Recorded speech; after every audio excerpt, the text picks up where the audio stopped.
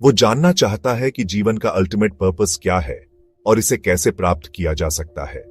वो कृष्ण से पूछता है कि वर्शिप करने का सबसे अच्छा तरीका क्या है।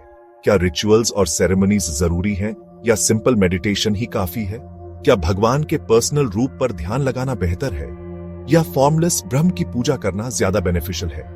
क्या एक रास्ता दूसरे से सुपीरियर है?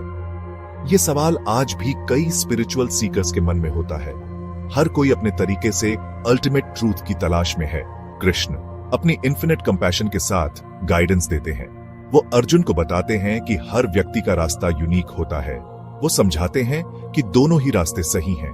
दोनों ही रास्ते स्पिरिचुअल ग्रोथ और एनलाइटनमेंट की ओर ले जाते हैं। दोनों ही एक ही अल्टीमेट गोल तक ले जाते हैं। चाहे पर्सनल डीटी हो या फॉर्मलेस ब्रह्म, दोनों ही डिवाइन एसेंस को रिप्रेजेंट करते हैं। किसी पर्सनल डीटी की पूजा करना कुछ लोगों के लिए आसान हो सकता है। ये उन्हें एक स्पेसिफिक फॉर्म में फोकस करने में मदद करता है। ये उनके डिवोशन को एक टैंजिबल रूप देता है। ये उन्हें एक फिजिकल कनेक्शन महसूस करने में मदद करता है। दूसरे लोग एब्स्ट्रैक्ट फॉर्मलेस ब्रह्म के साथ ज्यादा डीपली कनेक्ट कर पाते हैं। ये उन्हें एक ब्रॉडर यूनिवर्सल पर्सपेक्टिव देता है। कृष्ण बहुत खूबसूरती से एक सच्चे भक्त के क्वालिटीज बताते हैं। कंपैशन सबसे जरूरी है। एक सच्चा भक्त हर प्राणी में डिवाइन स्पार्क देखता है। वो सभी क्रीचर्स के साथ काइंडनेस और रिस्पेक्ट से पेश आता है। नॉन वायलेंस सोच में, बातों में और कामों में एक और एसेंशियल क्वालिटी है। कंटेंटमेंट भक्ति की एक खास पहचान है। एक सच्चा भक्त प्रेजेंट मोमेंट में खुशी ढूंढता है। वो मटीरियलिस्टिक डिजायर्स या बाहरी सर्कमस्टेंसेस से प्रभावित नहीं होता। ह्यूमिलिटी बहुत जरूरी है। सच्चे भक्त जानते हैं कि वो डिवाइन के इंस्ट्रूमेंट्स हैं। वो अपने ईगो को सरेंडर कर देते हैं और सर्विस का जीवन जीते हैं। सेक्शन 4, भक्ति का जीवन जीना। भक्ति योग सिर्फ रिचुअल्स या सेरेमनीज के बारे में नहीं है।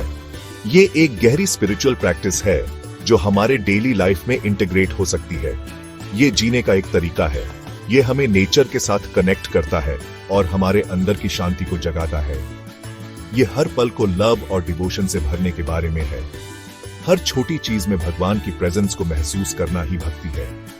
भगवान का नाम याद रखना एक सिंपल पर पावरफुल प्रैक्टिस है। ये हमें हर समय ग्राउंडेड और सेंटर्ड रखता है। मैंट्रास चांट करना या डिवोशनल सॉन्ग्स गाना स्पिरिट को अपलिफ्ट कर सकता है। ये हमारे मन को शुद्ध करता है और हमें डिवाइन से जोड़ता है।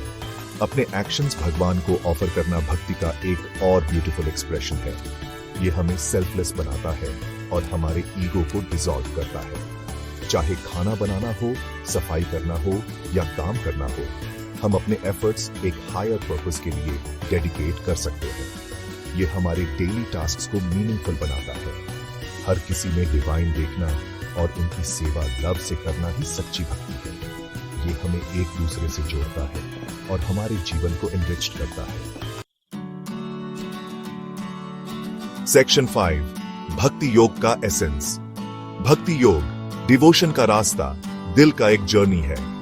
ये हमें अनकंडीशनली लव करना, एक हायर पावर को सरेंडर करना और ह्यूमिलिटी कल्टिवेट करना सिखाता है। ये हमारे अंदर और सभी बीइंग्स में डिवाइन स्पार्क को पहचानने के बारे में है। भक्ति योग के जरिए हम ऑल क्रिएशन के सोर्स से कनेक्ट होते हैं। हमें पीस, जॉय और फुलफिलमेंट मिलती है। चलो डिवोशन के रास्ते को अपनाएं। चलो अपने जीवन को डिवाइन के लिए एक ब्यूटीफुल ऑफरिंग बनाएं।